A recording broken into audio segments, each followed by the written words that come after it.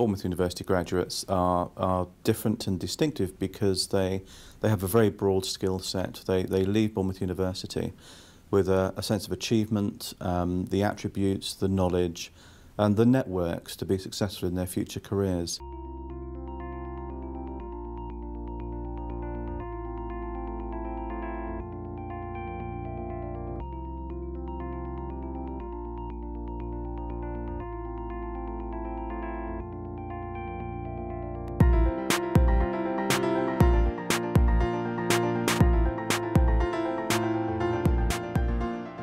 I can say that I regularly receive letters and emails from patients and their relatives, and also from staff from the NHS trusts locally, extolling the virtues of our students, which I'm delighted to say.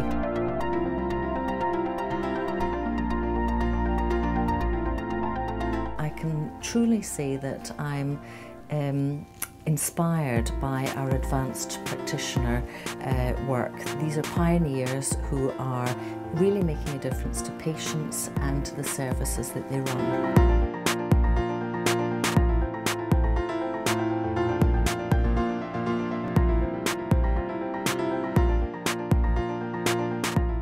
So it's a very practice-focused experience in which they're trying to integrate knowledge and how to then act on that knowledge, so that their contact with practice is really an integral part. Bournemouth Ambulance Station is the Dorset Training Centre, so they run a lot of their courses there. They're pioneering a lot of equipment, trialling a lot of different methods of doing things. So to come here and work alongside them and be trained by them, it was really good for us. I could probably say that firstly, students very quickly learn to be independent learners who truly embrace the concept of lifelong learning. Secondly, they have a developing value system that fits them for the decision making in the real and complex world of work. And thirdly, they're into professional working. They learn very quickly to work in partnership with health and social care professionals across the piece. But going to university is so much more than the academic study. It's also about the people you meet, the friendships that you make, and purely being part of a community. An academic community, but also a social community. And it's this experience of having seen them develop and then see the culmination of it in graduation as a kind of a rite of passage in which you're almost welcoming them into being a peer. I came along to the BIC for my graduation ceremony, and we were quite late, so we arrived quite late in the car park, and I think we had the last space. It was a tiny space. It was so small that I remember climbing out the boot of the car because there was no room for the doors to open, which was fine, you know, but then getting my mother out and my father-in-law was quite interesting. This is, if you like, the beginning of the next leg of the journey to become professional practitioners in their own chosen field of practice. So it's really exciting time. They're really on the brink of the rest of their lives, and it's so exciting to see that.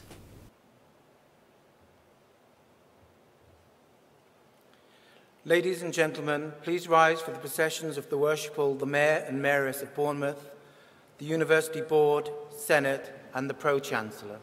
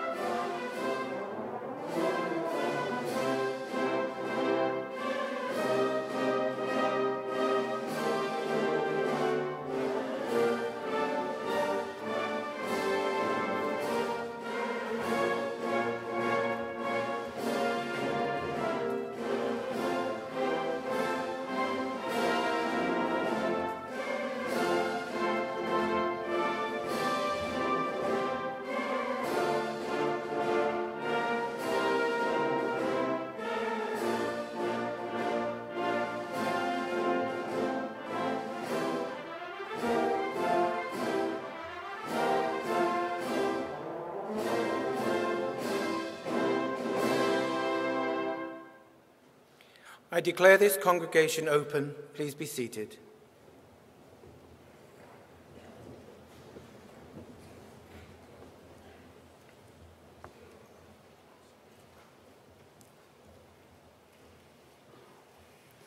Distinguished guests, ladies and gentlemen, Pro-Chancellor Lady Joan Appleyard.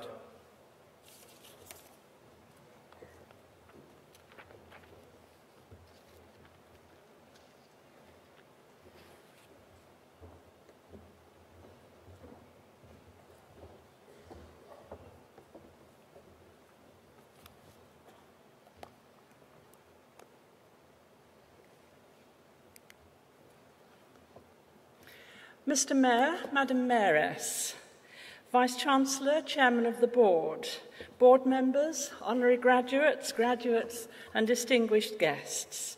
It's an honour and a pleasure to welcome you all here this morning to this Bournemouth University Awards ceremony, the first of a series of such ceremonies going on all this week. Today we're presenting awards to 170 students who are from the United Kingdom and from overseas. And of course, because it's the first ceremony, it's particularly special. So the warmest of welcomes to you all. We know that this is a crucial milestone in all of your lives. You, the graduates, your families and your friends. This university, quite rightly, sets high standards. Graduating proves that you have determination and commitment, as well as having done a great deal of hard work.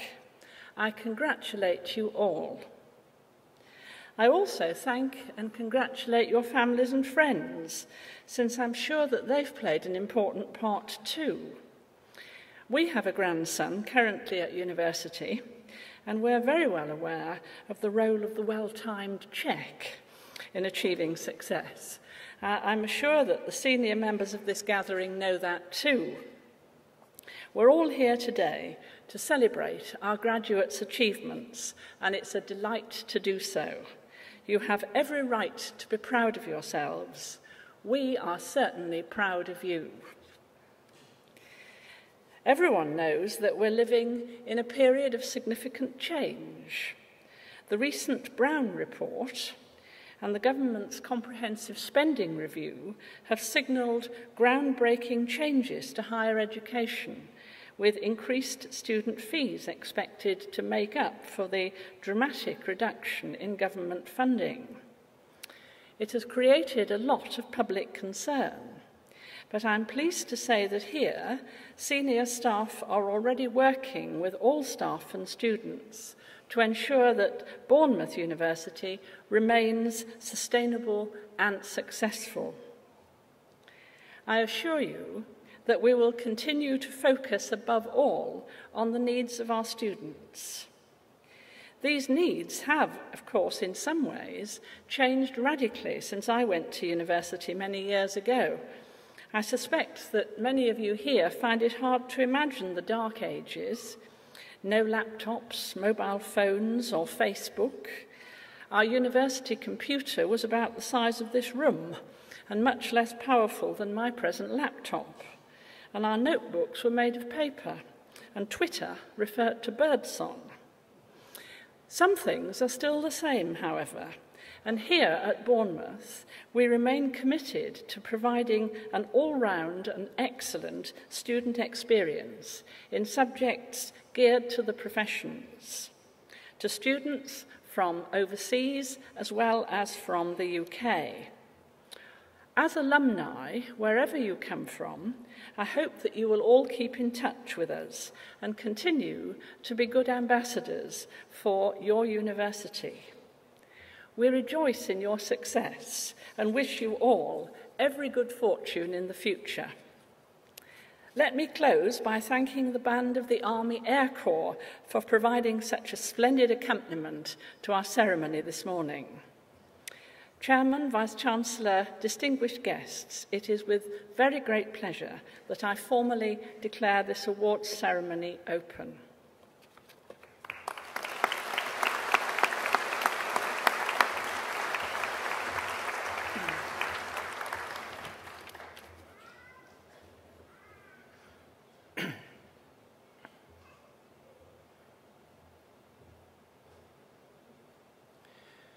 This congregation is assembled for the conferment of honorary degrees. Pro-Chancellor, I invite the University orator, Mr. Alan Hunt, to present Mr. Michael Reardon.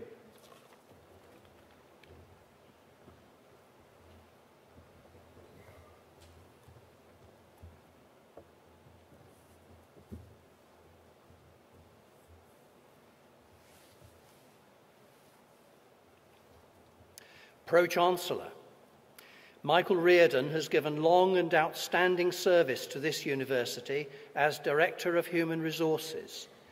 Previously, he held senior executive posts in the NHS. He was a key member of the university's executive team through 2 eventful decades, particularly in the changes of the past 5 years, which have greatly strengthened BU's national and international profile. Michael's Irish heritage includes a strong family engagement in higher education, going back more than 100 years. His father was one of 10 children from a modest background, and all, including 5 girls, graduated from the National University of Ireland between 1911 and 1930. Other aspects of his family background include community leadership and business interests. All these themes came together in Michael's human resource management career. Michael read for a combined degree in philosophy, Latin and Irish at NUI Maynooth, and then theology at St. Patrick's College, Maynooth. He was heading for the Catholic priesthood, but he found that this was not for him. And his first job was with the John Lewis Partnership in Oxford Street, where he started as a Christmas temp and worked for 5 years, mainly on the selling floor. His last year was spent in the training department, and this role took him into his next career move as staff trainer with the NHS at Farnborough. Then to the Wessex Regional Health Authority at Winchester as HQ Personnel Officer. This very formative learning experience, not least in engaging with trades unions, ensured that, as Michael puts it, he was neither surprised nor flummoxed by what he encountered later. His last NHS post was Director of Personnel for the West Surrey and North East Hampshire Authority, where for 6 months he was also acting District General Manager after his colourfully eccentric boss left suddenly. In 1990, Michael brought this strong background of personnel expertise and executive experience to the Dorset Institute of Higher Education as Director of Human Resources. It was unheard of to make a personnel appointment at such a senior level in the higher education sector, but those times of great institutional change required it, and Michael faced a series of management challenges in the early days as the Institute gained independence, then as it achieved polytechnic status, and later became Bournemouth University. 2 of Michael's major achievements stand out. BU is the only UK university which has successfully negotiated and established a new contract framework for its staff. The university needed to do this in order to remodel and strengthen its academic profile and position. Michael led the long process of negotiations with unions at local, regional and national levels, and his determination, patience and skill were rewarded in 2008 when the new contract was implemented for academic staff. Michael's foresight and drive also led the university to establish job evaluation mechanisms for all staff groups, and this in the mid-1990s provided a system for determining equal pay for work of equal value. Few other UK universities did so at the time, but all have subsequently adopted this practice. Throughout the past 5 years in which BU has raised its standing remarkably, Michael played a key role in the executive team, particularly in the recruitment of nearly 200 new academics and in promoting the Releasing Research and Enterprise Potential scheme, which is believed to be the university sector's largest staff development programme. He was always at the centre of decision-making in HR and across the spectrum of institutional leadership. In the executive and the university board, he built a well-founded reputation as a consistent and dependable colleague, an astute manager of change, and a wise advisor. During his 20 years with BU, Michael was also responsible for professional departments, including student services and the registry. He is rightly proud to have changed the institution from being a musical desert with just one piano, these were his words, to one which now provides expert tuition, good practice facilities, and student scholarships in music.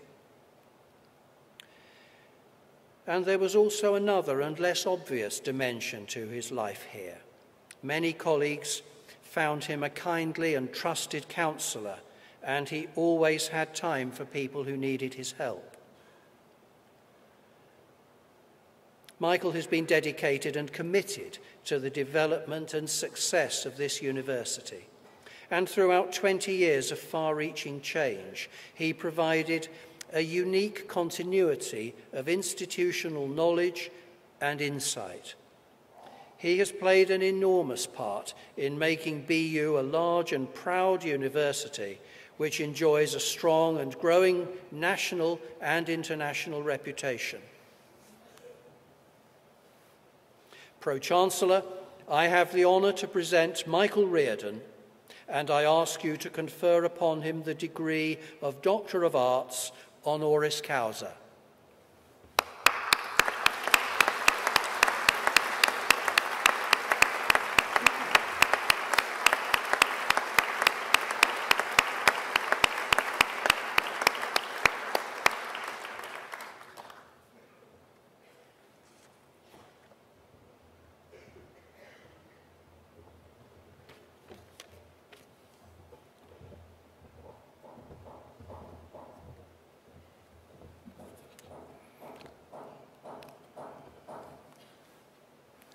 Pro-Chancellor, Mr. Mayor and Lady Mayoress, Vice-Chancellor, Chair of the University Board, graduands, ladies and gentlemen.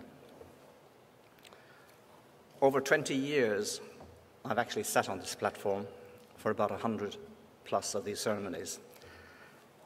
I never realized how daunting it was.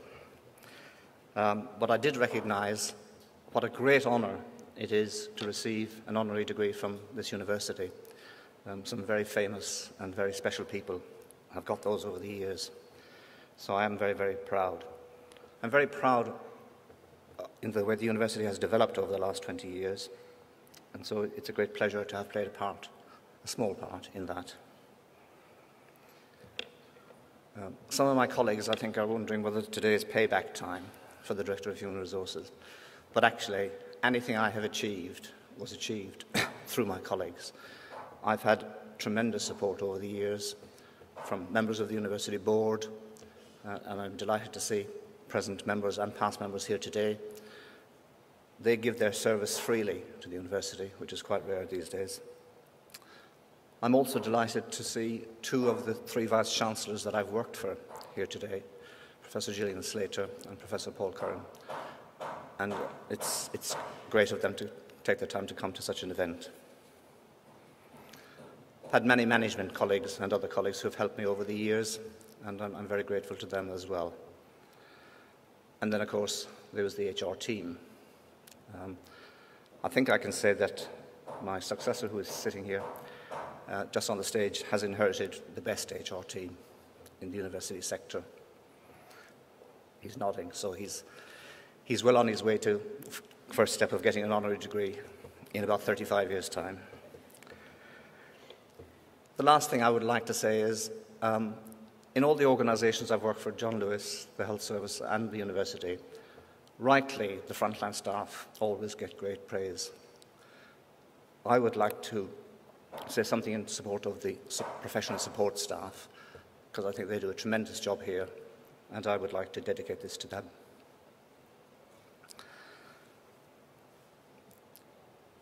I was lucky to work for three great organisations. John Lewis, Oxford Street, in the early 1970s, was a fascinating place. It was hugely diverse, all sorts of races and nationalities. There was no discrimination in terms of gender, sexual orientation, or indeed religious belief. It really was a meritocratic society, and I learned a huge amount from that. The other thing I learned there, two other things really, was about customer service, which is obviously very important in retail, but is just as important in the NHS and indeed in universities. And I'm glad to see that it's finally taking hold. The final thing I learned there was about cost control. John Lewis was very tight on cost control, and it served me well in my time, because it is very good to keep your costs tight and avoid having to make people redundant if you can subsequently. It's not always possible, but I think we did quite a bit in that way. The last thing I remember about John Lewis was they had some terrific Christmas parties, the sort that would be banned nowadays by the HR director. I moved on to the NHS. Actually, I joined the NHS in December, and funnily enough, discovered that student nurses like Christmas parties as well. I was single in those days, so it was a good time. Well, that was soon to come to an end, actually, because one of my jobs as training officer was to run induction courses. And at a very early induction course, a young lady called Diana, who was a nurse, she's going to kill me for this, was there. She has told people over the years that she fell asleep. She didn't understand what I was saying. She thought I had a Yorkshire accent. And, but somehow during the course of the events, something took her fancy. She said, I think it was the way I flexed my legs while I was speaking. She managed to contrive a date with a mate of hers for four of us to go out together. And the rest is history, really. Alan referred to my eccentric general manager that I worked for in the NHS, and that was very interesting. He had taken early retirement as an international investment banker, so he wouldn't make the shortlist nowadays. And he really found himself in a very strange environment. These were the first general managers appointed in the NHS, the first chief executives, to try and bring some peace to the warring factions of the professions and to make us all much more efficient. He used to come into my office in the morning and say, "Good morning, old thing." That was 25 years ago. I was about 40. And then the penny dropped, and one day he came into my office and said, "You know, Reardon," he said, "what's wrong with the NHS?" He said, "The place is full of professionals, and the buggers have all got minds of their own." Things didn't really get much better. In explaining how he saw the professional barriers should be broken down, he actually said he could see no reason why a physiotherapist shouldn't manage the boiler house. That went down well, as you can imagine. He set me two objectives. One was there were to be no strikes. He had a deadly fear of the trade unions, and I succeeded on that one. The second objective was I was to find him an NHS consultant that he could sack to make an example of for the rest of them. I did actually find one, but them up there never did anything about it. The last thing he actually did, which was, I did learn a strong lesson from him despite all his failings, was we had a very difficult staffing problem, which we had ducked, quite frankly, for several years. He arrived into my office one day and said, "Reardon, Miss X is leaving." And my heart leapt because I thought, gosh, it's happened. And he said, "And you're going to see to it."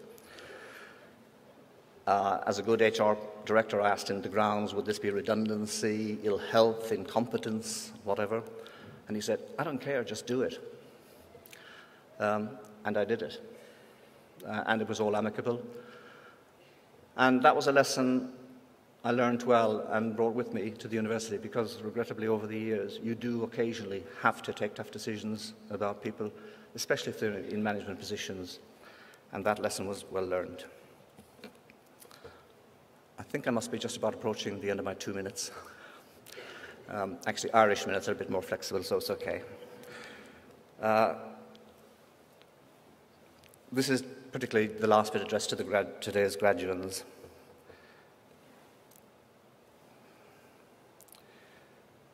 Yeah. It's very difficult at the moment, I know, to get jobs. It wasn't always easy, and for today's graduates it is particularly difficult. All I can say is that it took me 4 years to get a graduate job, and I don't think I've done too bad. And I would say to people, it's very important to get a job in a good organisation. Much of my time in John Lewis was actually quite frustrating at times, but I learned an awful lot from that. And so I would encourage you to stick with it. I have always maintained that the benefits of university education will show through in about 5 years. It's the job you're in 5 years' time that really makes the difference. So I've gone on enough. One thing I should have said when we were mulling over last night at dinner with my wife and my son about what I would say and who I would thank. My son thought this was a bit like the Oscars, and he said, don't forget to thank your agent.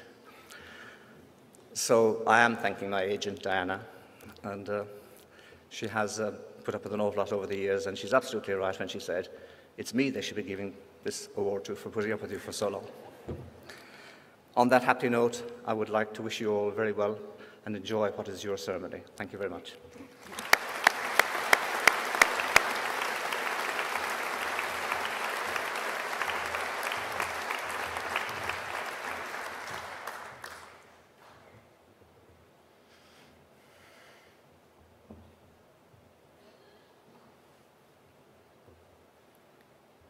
This congregation is assembled for the conferment of postgraduate and undergraduate awards of the university. Pro-Chancellor, recipients of awards in student and academic services and the graduate school will be presented by Mr. David Ball, Head of Academic Development.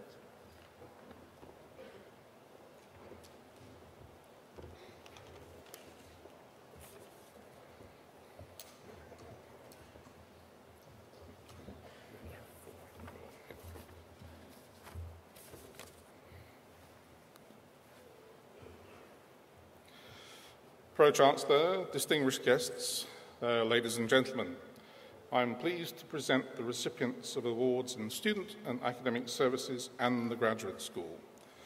For the postgraduate certificate in education practice, Shuang Kang.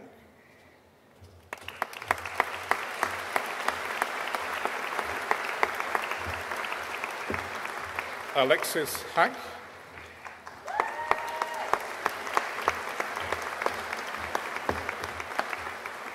Pearl Morrison.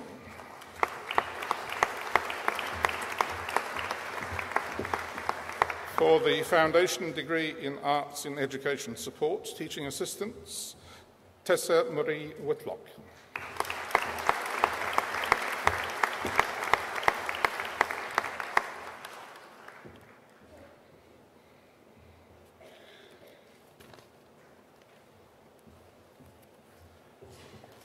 Pro-Chancellor, that concludes the presentation of awards in student and academic services and the graduate school.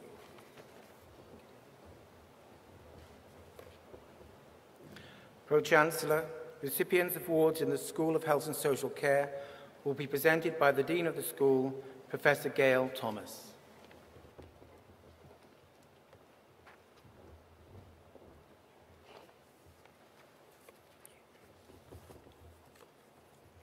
Pro-Chancellor, distinguished guests, ladies and gentlemen, I'm pleased to present the recipients of awards for the School of Health and Social Care. Doctor of Philosophy, in recognition of a programme of work entitled Primary School Children's Perceptions of Infant Feeding, Exploring Their Awareness Using an Adapted Draw and Write Method, Catherine Angel.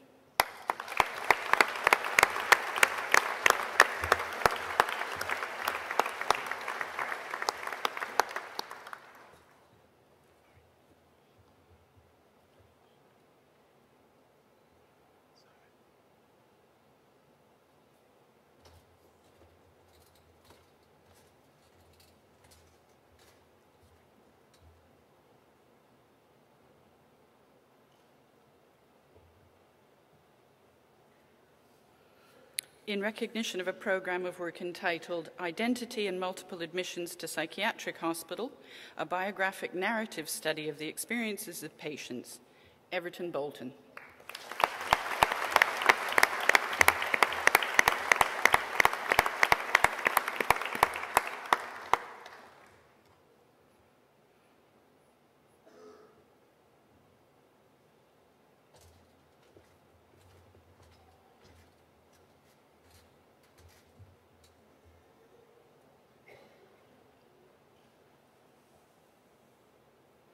In recognition of a programme of work entitled On the Run, Perspectives on Long-Distance Running, Richard Shipway.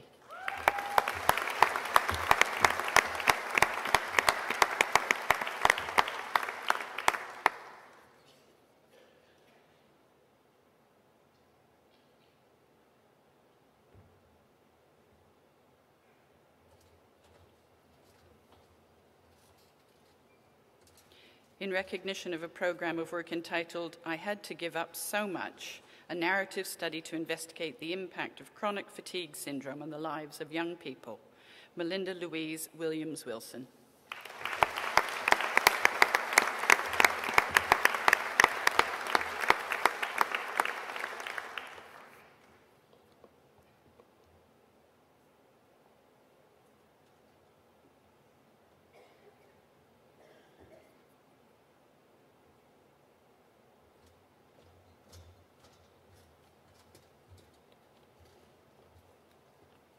Doctor of Professional Practice, in recognition of a programme of work entitled A Study of Teacher Stress, Exploring Practitioner Research and Teacher Collaboration as a Way Forward, Humara Hussain.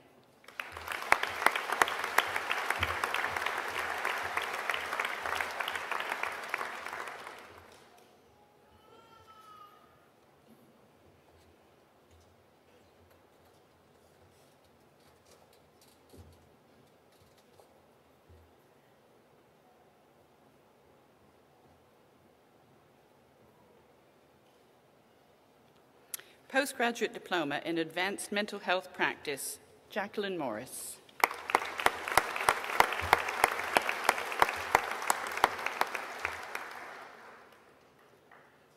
Master of Arts in Health and Social Care Education, Dawn Osach.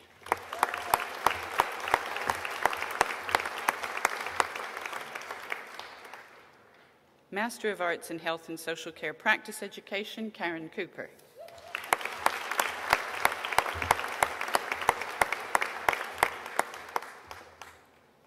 Master of Arts in Interprofessional Health and Community Care, Sandy Woodbridge.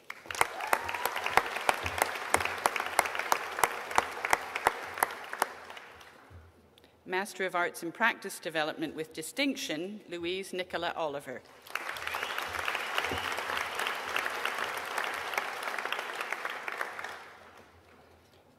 Christine Wilkes Holmes.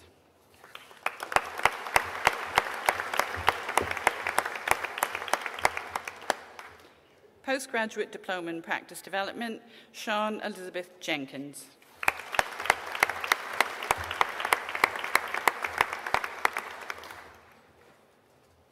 Master of Science in Applied Gerontology, Cindy Marguerite Thompson.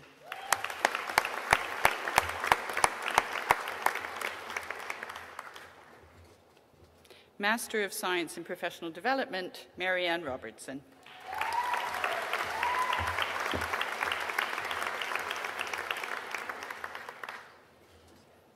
Master of Science in Public Health, Mobalaji Asarusu.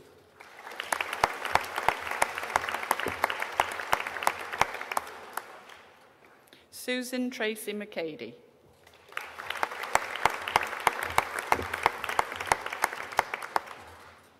Samantha Nkube Amandala.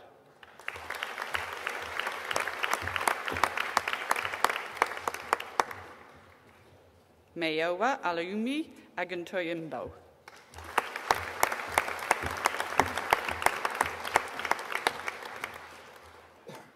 Sarah Prest.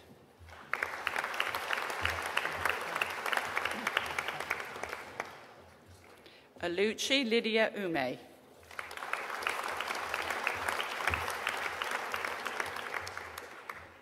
Postgraduate Diploma in Public Health, Sherilyn Corrales.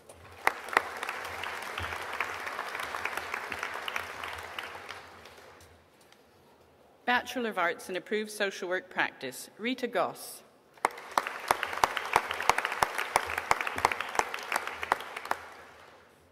Valerie Therese Neto.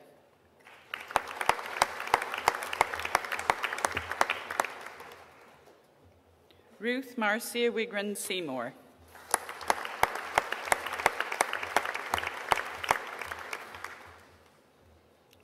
Bachelor of Arts in Children and Family Studies, Tracy Beasley.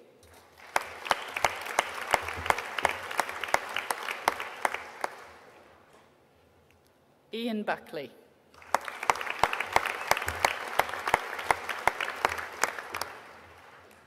Claire Gott.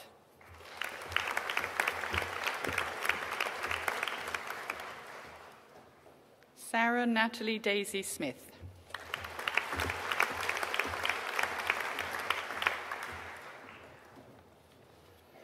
Bachelor of Arts in Community Development with First Class Honours, Laura Amy Bulgareri.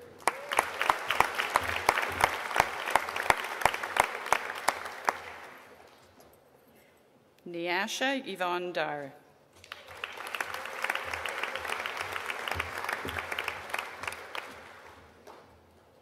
Carly Joseph.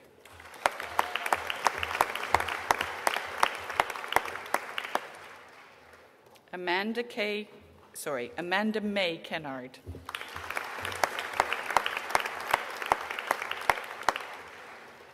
Sandra Leanne Lucking.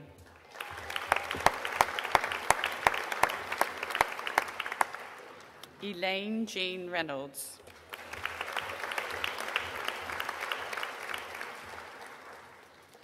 Barbara Mariola Stebble.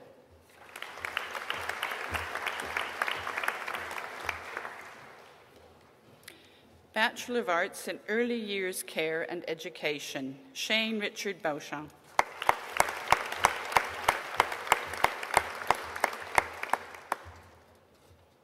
Danielle Jane Canning.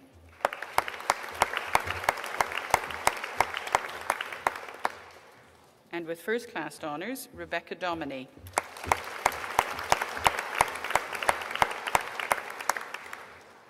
Nicola Tracy Dowling.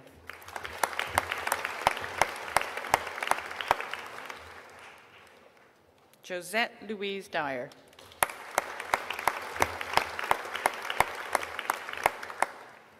Jane Hunt.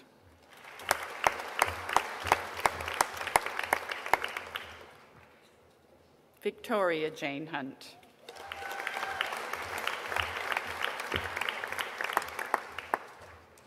Julie K. Keefe.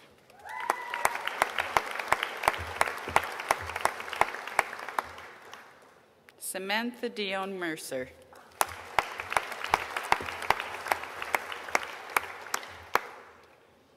Natalie Shimona Stimson.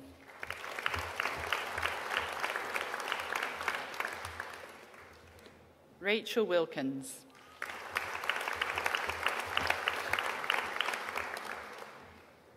Kimmery Williams.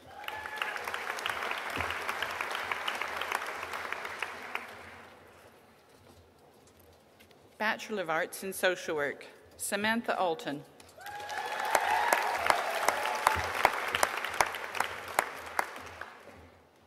Nicolee Dawn Bate.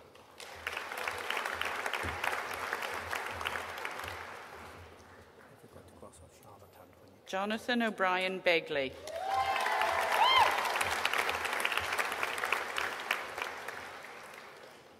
Rebecca Elizabeth Bloomfield.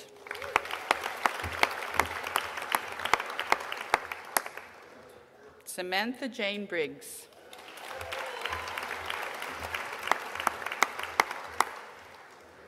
Charlotte Joanne Bull.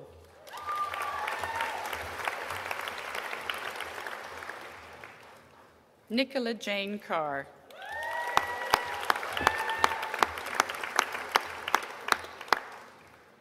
Natalie Jane Clements.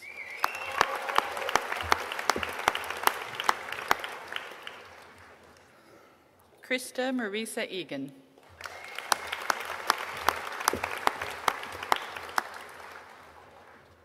Jacqueline Findlay.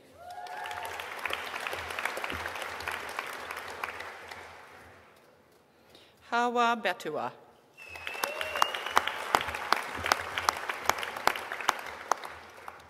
And with first class honours, Gay Patricia Gerson.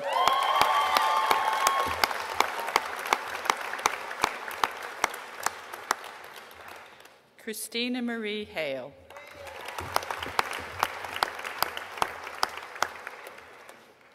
Cassandra Hawk.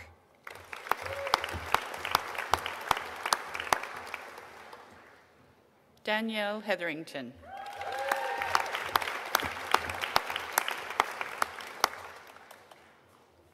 Ahmed Mohammed Jama.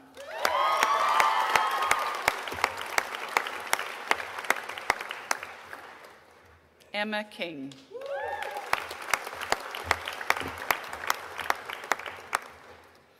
Tobias Charles Lansley.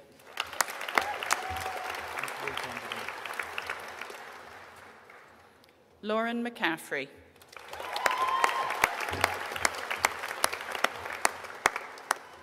Holly Samantha McClintock.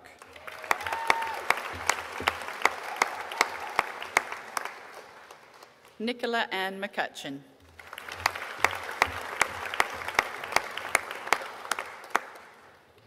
Jennifer Helen McDermott Rowe.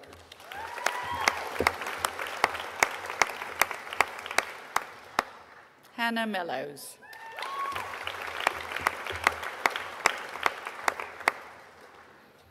Gatrine Caverine Muldoon.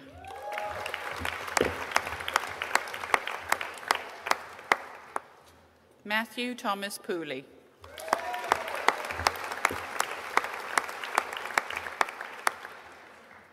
Emma Grace Louise Reynolds.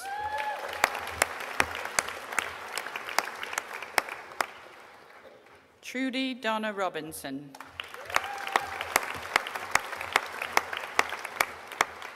Jade Ryan.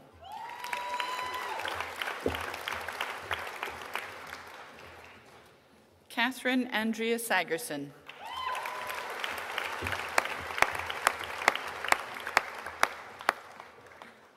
Elizabeth Mary Rose Saint.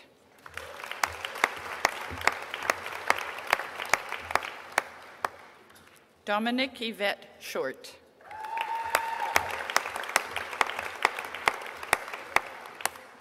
Nicola Louise Slavin.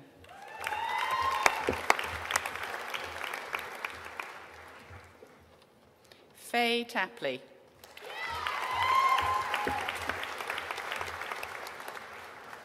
Megan Claire Young.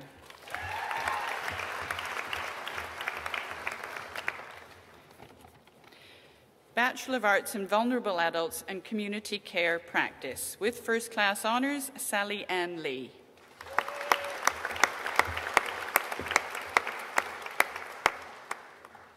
Rosemary Jane Ward.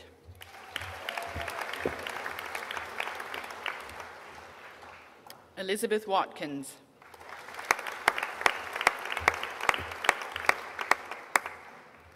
Louise Catherine Weevil.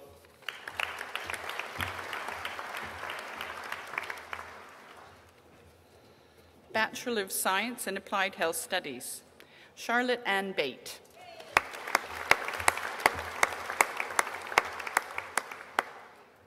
Joanne Beardmore.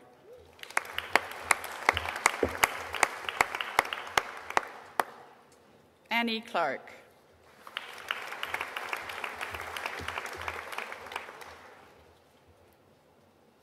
Michelle Kate Knight.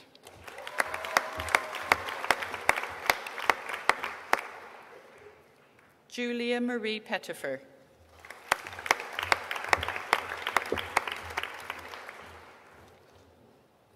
Sue Linda Royston.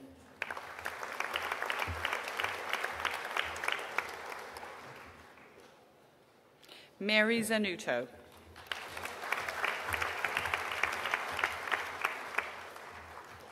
Bachelor of Science in Clinical Practice, Rachel Maria Seal.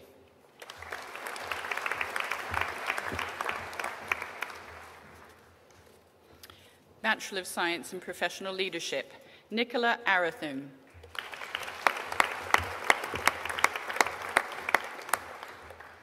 Stephanie Margaret Harris.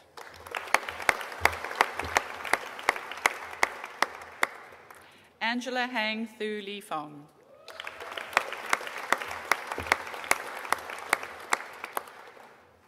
Jeanette O'Donnell.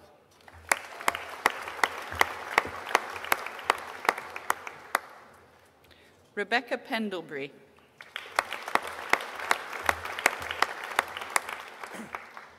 Sarah Louise Stride.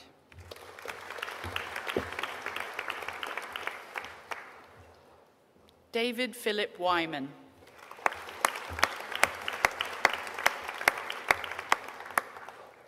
Alison Caroline Yates.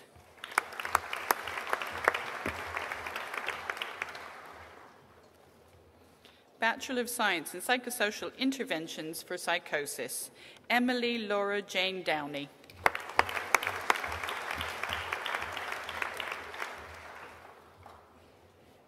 Graduate Diploma in Approved Social Work Practice, Gabrielle Corey.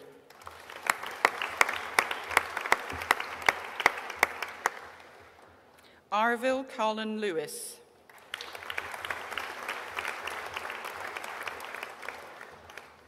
Baiju Mani.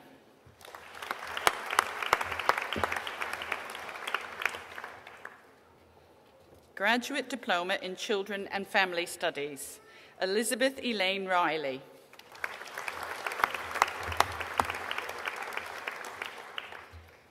And with distinction, Claire Trivett.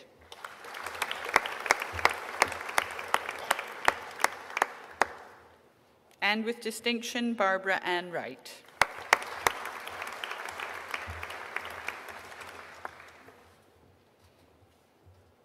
Graduate Certificate in Consolidation and Preparation for Specialist Practice, Nkoyo Okun Adeke.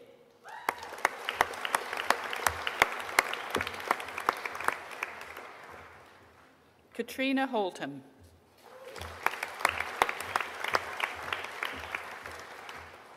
Julie Jarvis.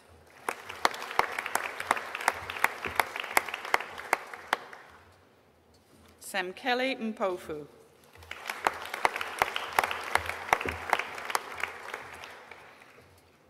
Baze Balaji Alujede.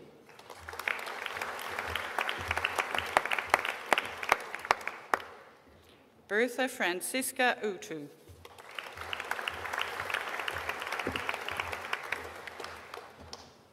Sue Riley.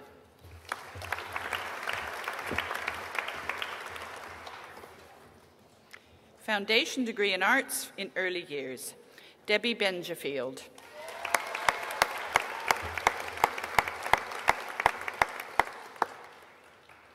Hannah Louise Bennett.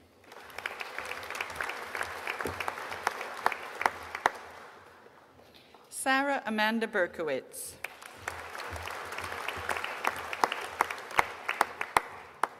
Kirsty Coles.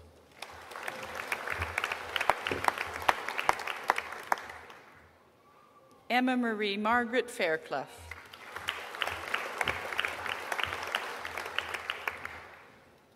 Jennifer Olivia Fernand.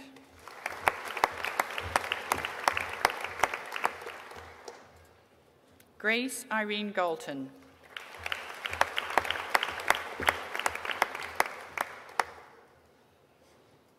Diane Helen Griffin.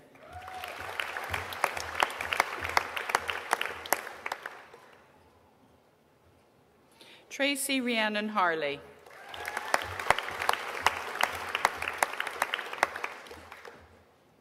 Cara Hart.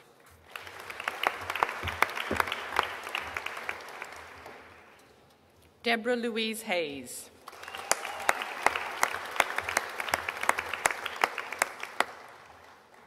Lauren Elizabeth Hickson.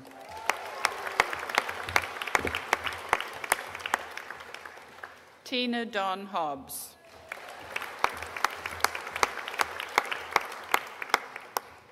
And with distinction, Sue Johnson.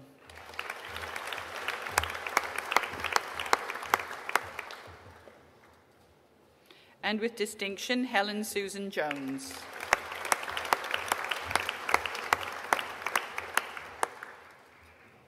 Charlotte Louise Kinghorn.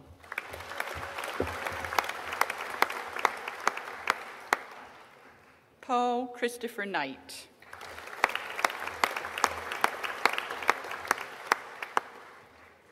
Anne Victoria Moss.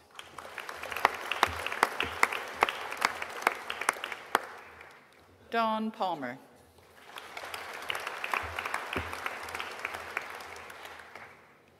Barbara Ann Patton.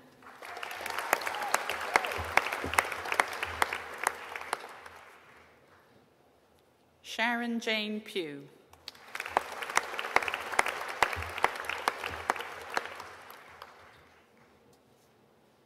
Pamela Carol Slade.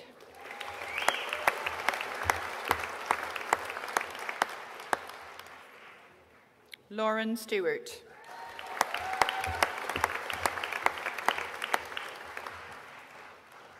Sarah Kathleen Stout.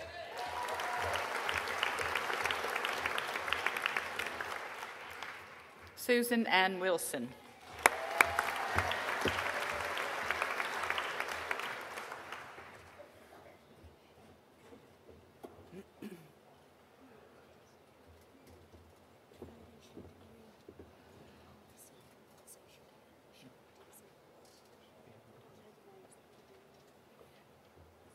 Excuse us. Here we are. Foundation degree in Arts in Health and Social Care. Sharon Deers Millward.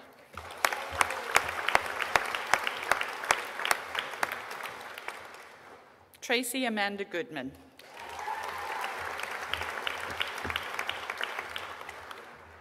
Carol Kingwell.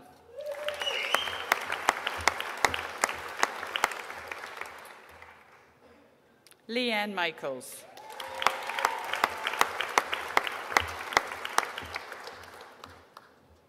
Emmy Patmore.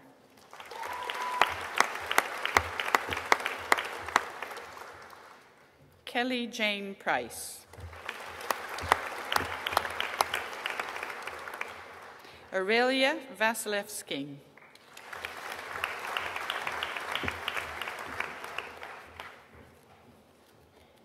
Certificate of Higher Education in Caring for Children with Complex and Continuing Health Needs. Carolyn Juliette Pierce.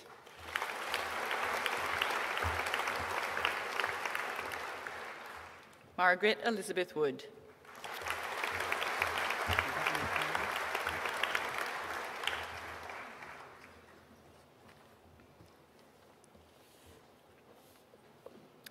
Pro-Chancellor, that concludes the presentation of awards for the School of Health and Social Care.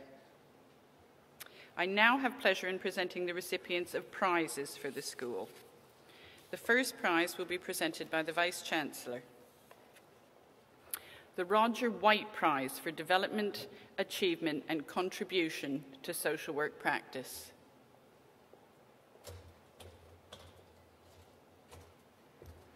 And the winner is Ahmed Jama.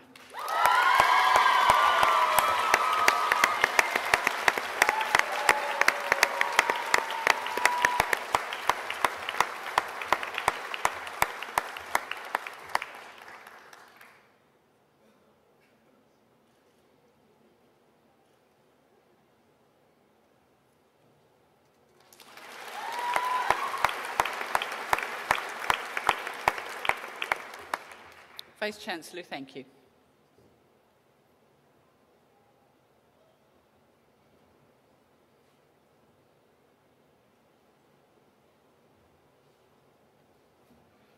The second prize is the Eleanor Bond Prize, awarded in memory of Dr. Eleanor Bond for valuable contribution in primary health care, and the presenter is Professor Michael Bond.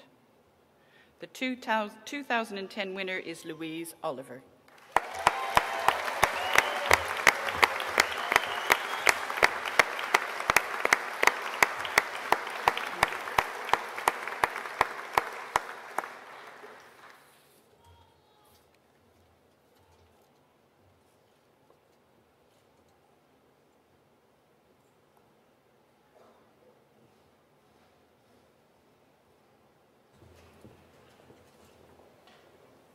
The third prize is the Dorset County Council Post-Qualifying Social Work Prize for Excellence in the Top Programme. And the presenter is Mr. Kim Westaway, Dorset County Council Adult and Community Services. And the winner is Sally Ann Lee.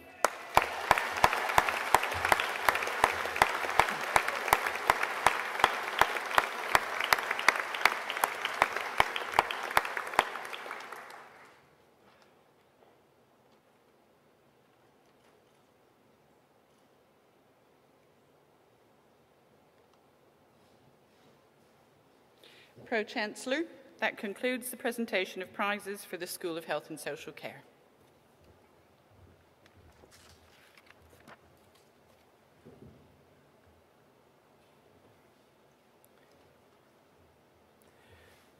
Pro-Chancellor, by the authority of Senate, this congregation hereby confers awards on all those graduating in absentia.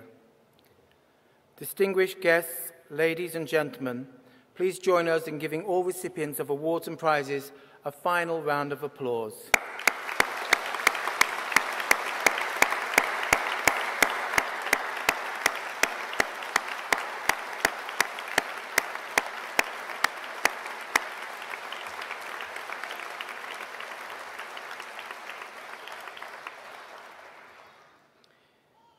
Distinguished guests, ladies and gentlemen, the Vice-Chancellor, Professor John Finney.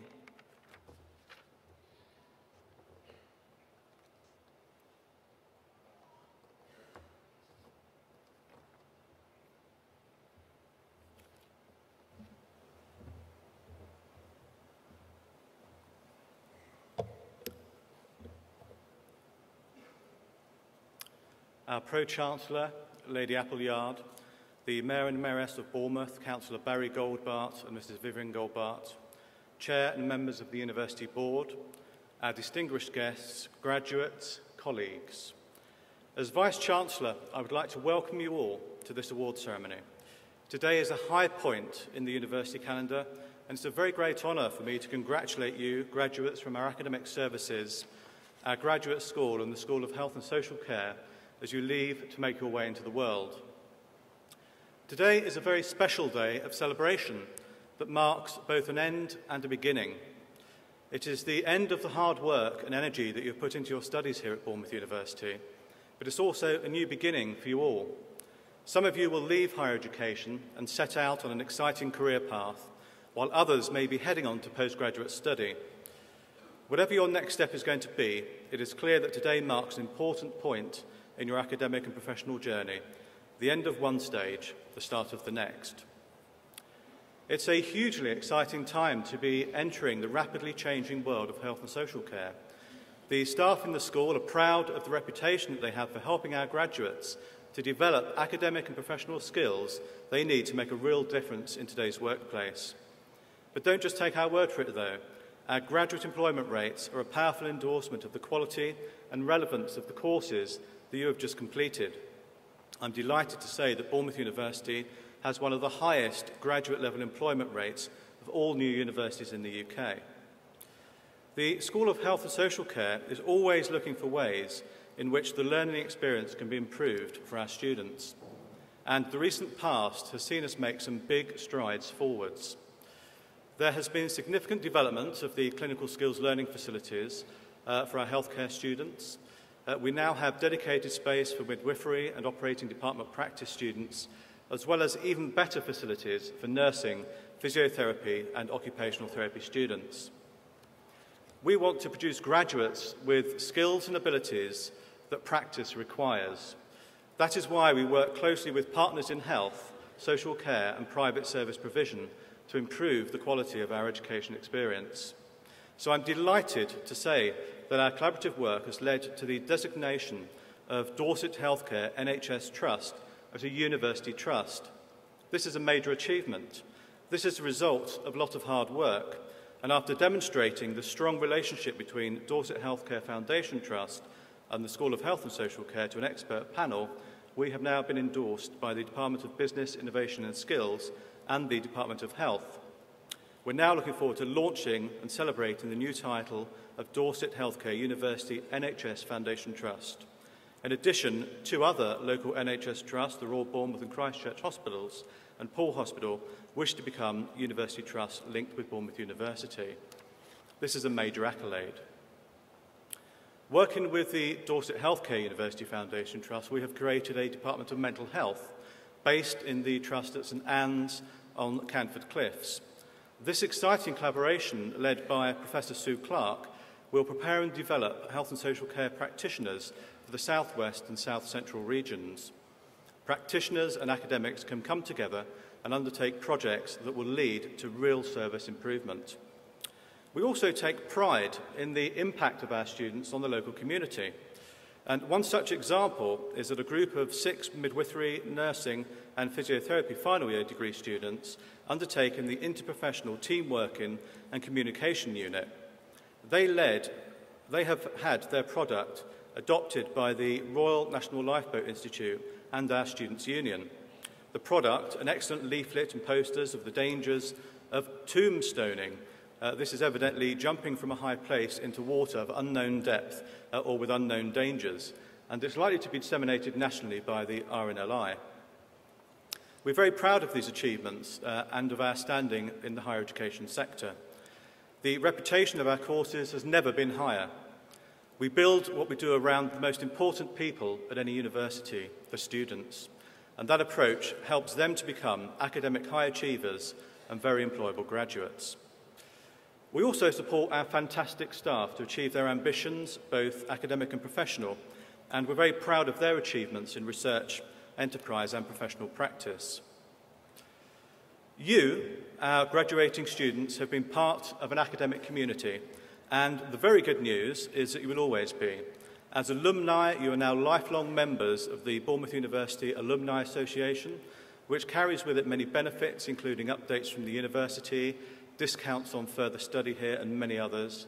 I do hope that you use the Alumni Association to stay in touch with us, to share in our achievements, but also to enable us to celebrate yours with you. Now, today is not just about our graduates, of course. It may be a personal triumph, but it's also a time when partners, family, friends, and our staff can feel justifiably proud of your achievements. Some may even feel a little more relieved. The path to graduation will have been challenging you in so many ways, intellectually, emotionally, financially, socially and organisationally, and I'm sure that meeting those challenges was not always easy. The support that you will have had from your family and friends along the way will have played a huge part in your success story, I'm sure. I'd like to invite all of our graduates to acknowledge the support that you have received by applauding the family and friends who have attended here today.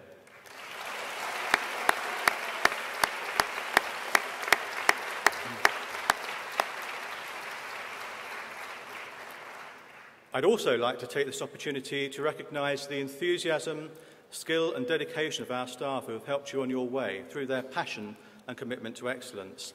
Some of them are here today, but I know that all of our staff gain a great deal of satisfaction from seeing our students fulfil their potential. I'd like to invite all of you to applaud the staff representatives that we have here today. Thank you.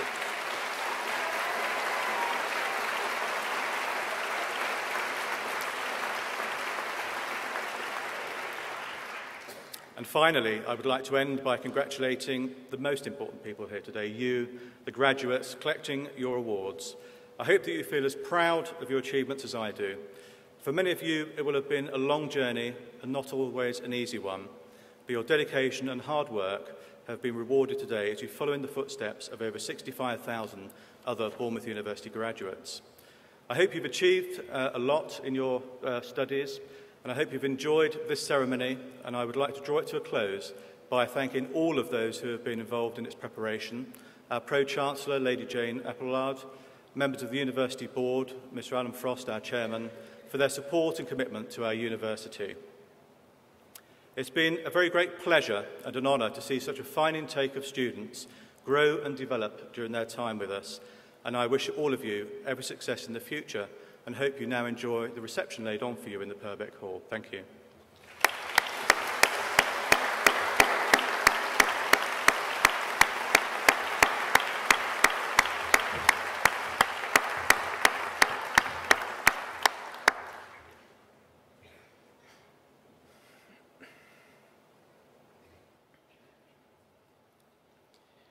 Congregation, please stand for the National Anthem and remain standing for the retiring processions.